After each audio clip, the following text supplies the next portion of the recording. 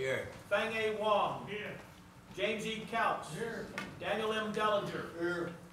Michael D. Helm. Here. Harold D. Barnett. Here. Charles E. Schmidt. Present. Denise H. Rowan. Here.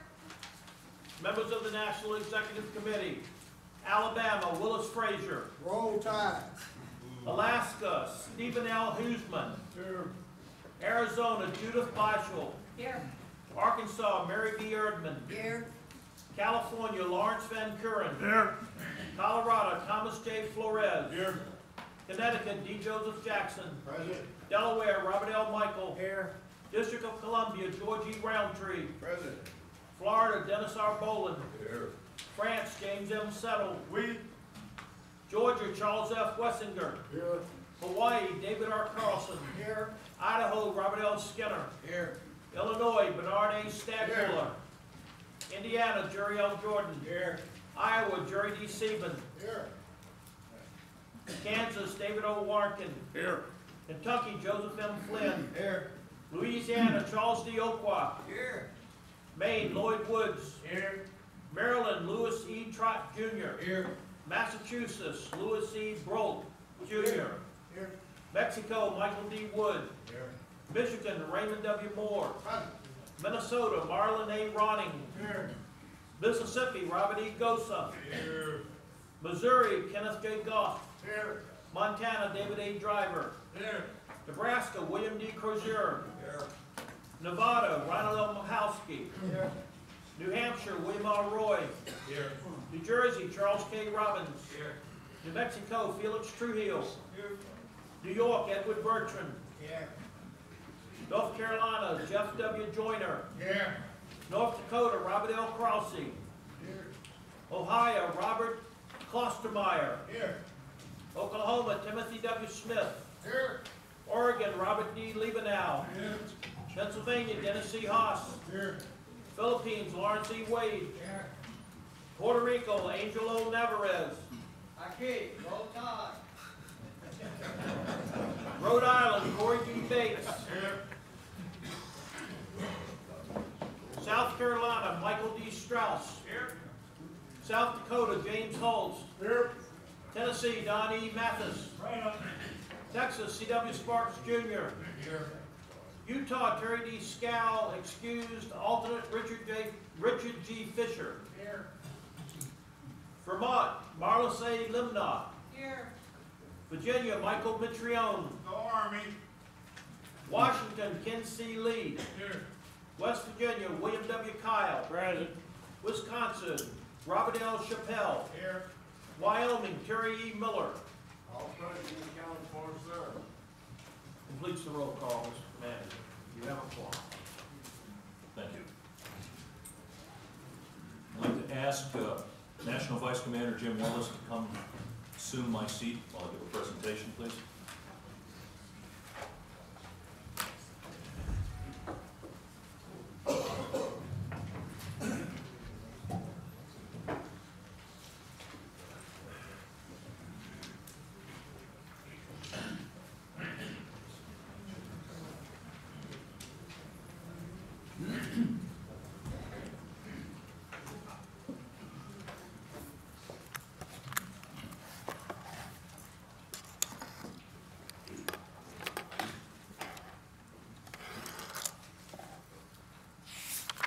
Good morning, national officers, past national commanders, members of the NEC, and all our guests.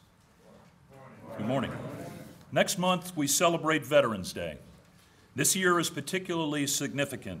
Exactly 100 years ago, Americans were losing their lives in massive numbers during an unprecedented and horrific war.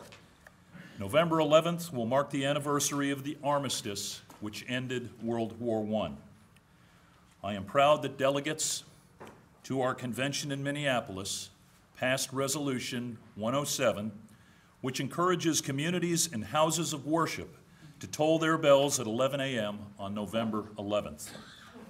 But even if you're not near ceremonial bells, you can still be a part of this. In other words, there's an app for that. You can search Bells of Peace in your app store or visit legion.org for a download. The app, which is part of the World War I Centennial Commission's campaign, includes a built-in countdown timer, a choice of different bell sounds, links to World War I websites, and the ability to post photos about your local or personal commemoration.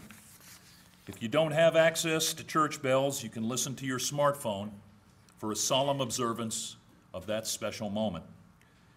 As we listen to the bells of peace, we must not forget this is still a time of war. I was struck by a column that I read last week from Kevin Barron of Defense One.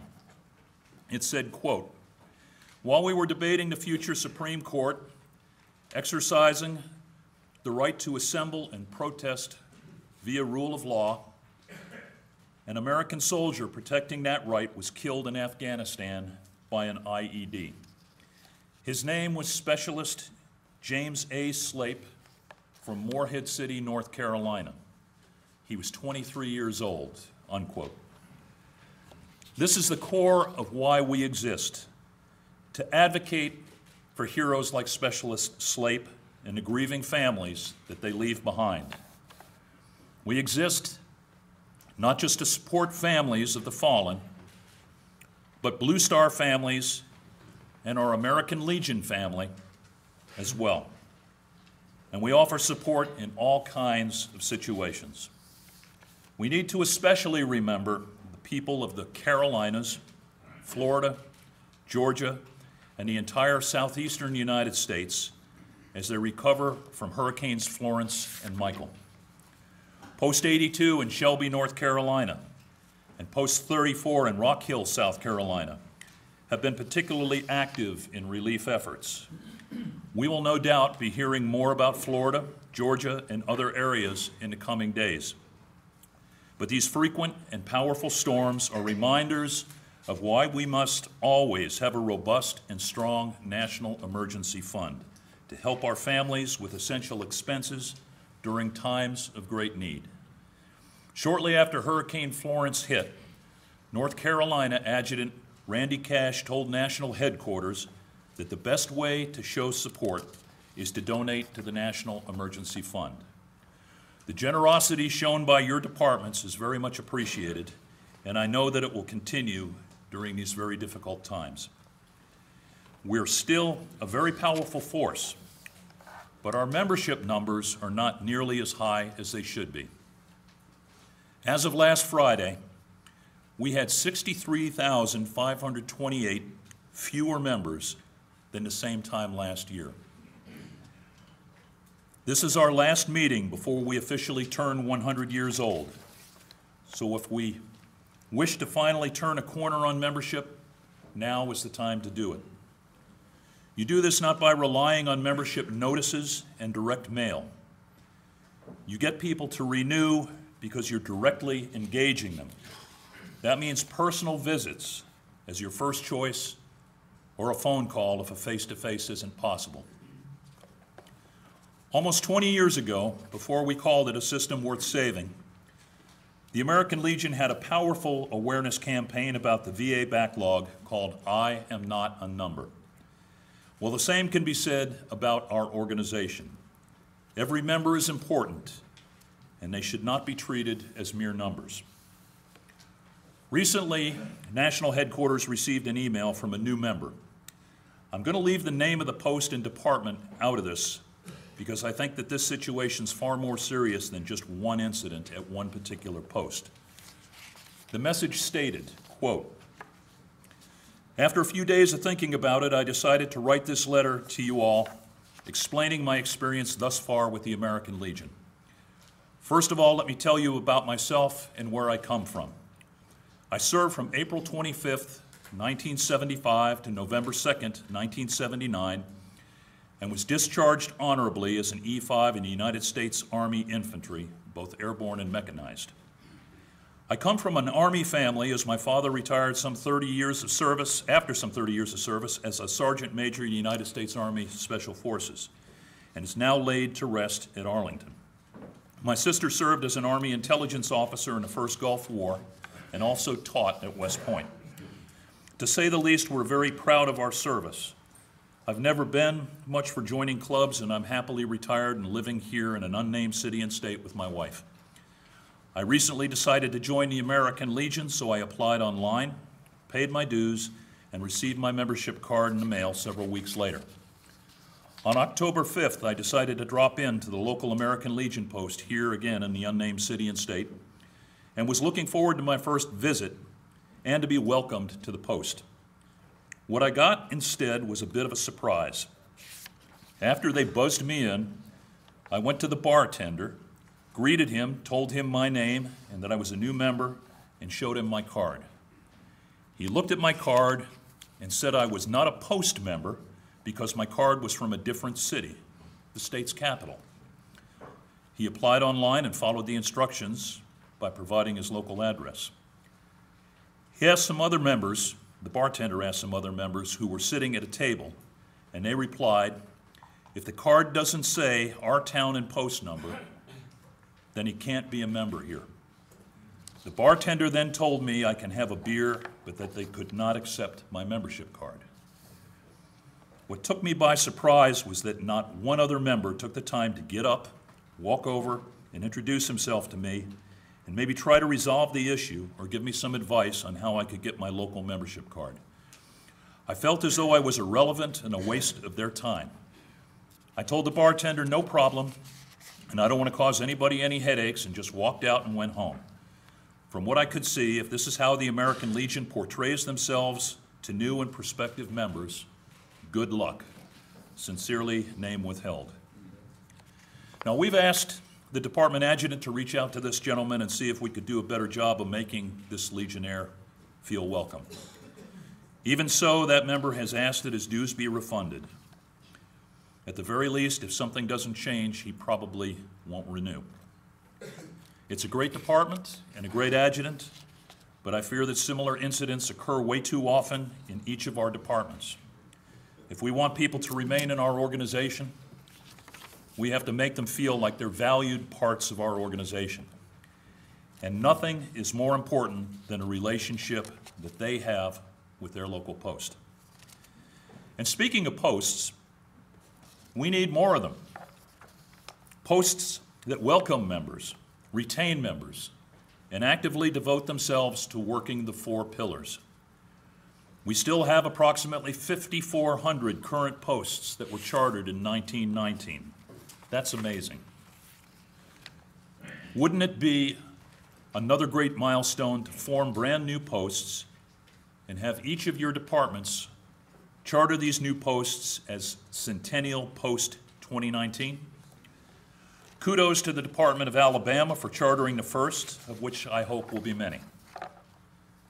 Maybe when the American Legion celebrates its sesquicentennial or bicentennial, these posts will be able to look back with similar pride about their legacies.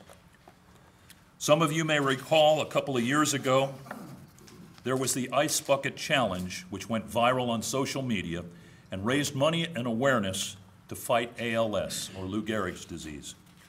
Wouldn't it be nice if we can raise similar awareness about something good and positive like our American Legion? All you need is one of these.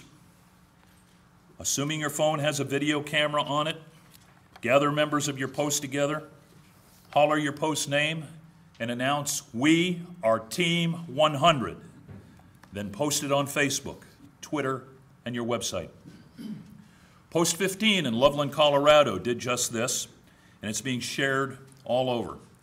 If you tag me in it, I'll be sure to share it with my Facebook friends. Now you may be asking, what is Team 100 and how can I join? If you're a member of the American Legion family, and that includes every member of this great body, you're already a member of Team 100. Team 100 refers to the long tradition of American Legionnaires serving their country by advocating for the needs of veterans, a strong national defense, patriotic youth programs, and Americanism. Whether you are a longtime NEC member or a brand new member of the American Legion family, everybody has had a part in our century of success, and we all have a stake in the future of this organization. So in the coming days, I know that I'll be seeing plenty of Team 100 challenges all over social media. Branding and awareness are important, and they're part of our strategic membership plan. One issue that we will discuss during this meeting is the creation of the American Legion Veterans and Children Foundation. Consider it as Endowment Fund 2.0, but with a much more descriptive name. It will renew our commitment to children by delivering temporary financial assistance to those in need. It will provide expert assistance for service officers to help veterans and their families navigate the complexities that go hand in hand with obtaining benefits that they have earned.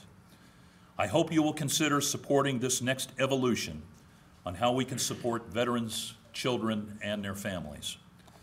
I talked about the core of why we exist, but what mission could be nobler than keeping veterans alive? The VA recently estimated that there are still 20 veterans a day who commit suicide.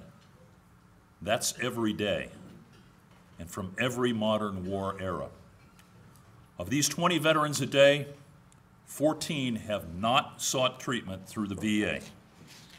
We need to absolutely ensure that veterans who are depressed get some help long before thoughts of suicide take over.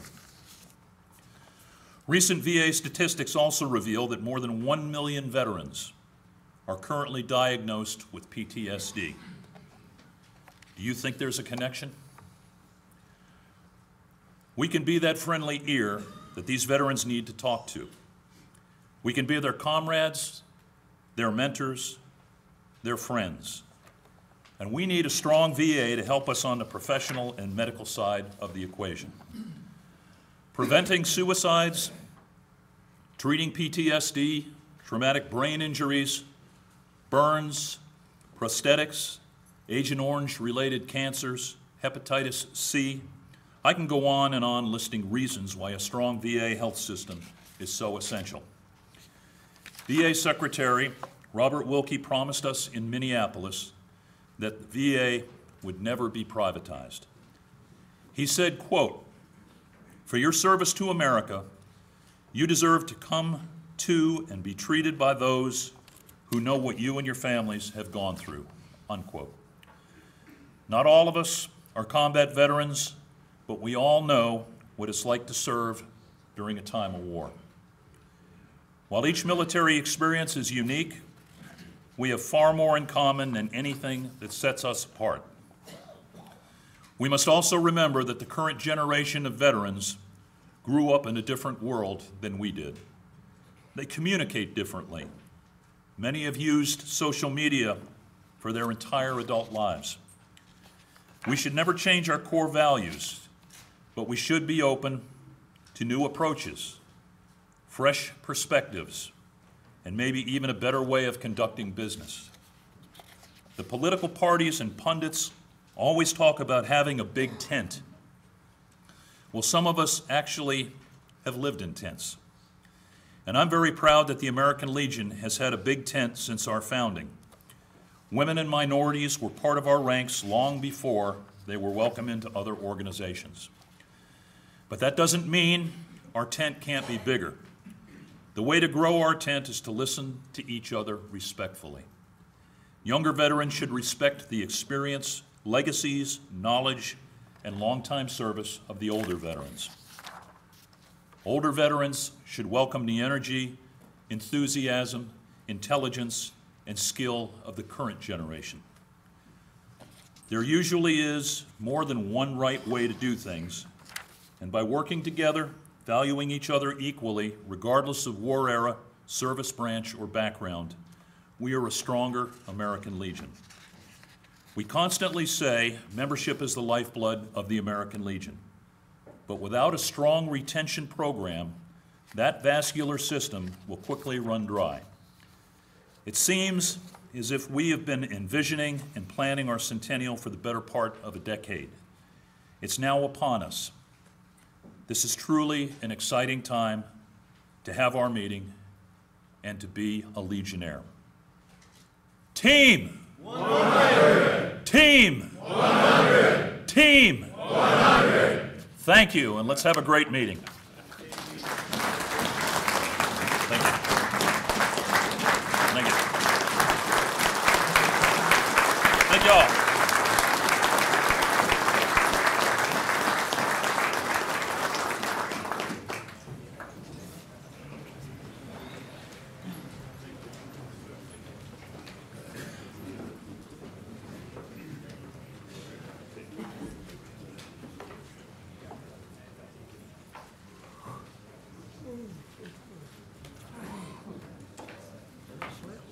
This time I call on our Sergeant at Arms to bring, please escort to the front, our National President of the American Legion Auxiliary, Kathy Dungan from the great state of Mississippi.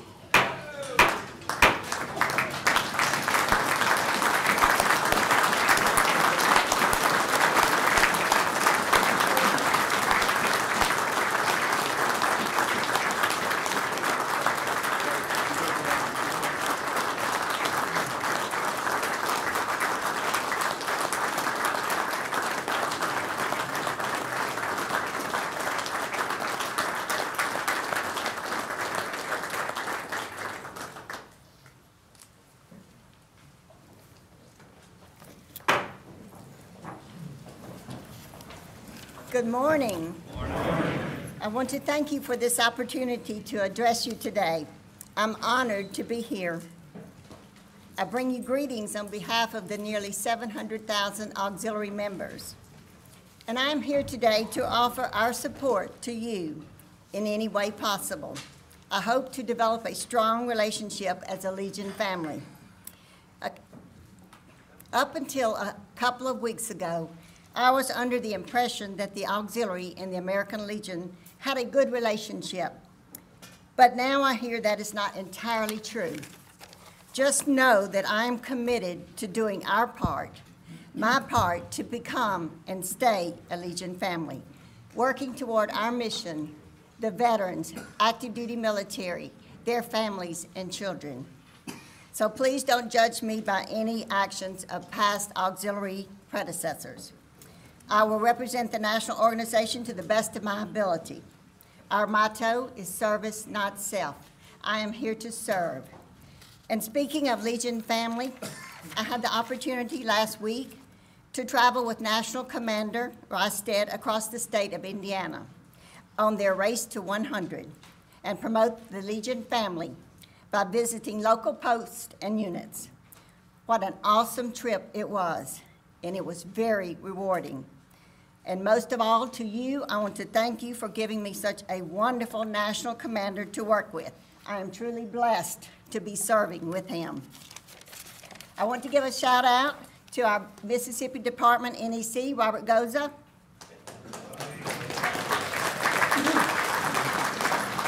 And Mississippi is so proud to have National Vice Commander Steve Sweet from our state representing the Legion this year. Steve. Right under my nose. I love my Legion family. National Commander Brett, I wish you an awesome year. I know that you are going to do great things. And members of the NEC, I wish you a most successful meeting. Thank you all, and God bless you as we continue serving our heroes. Thank you.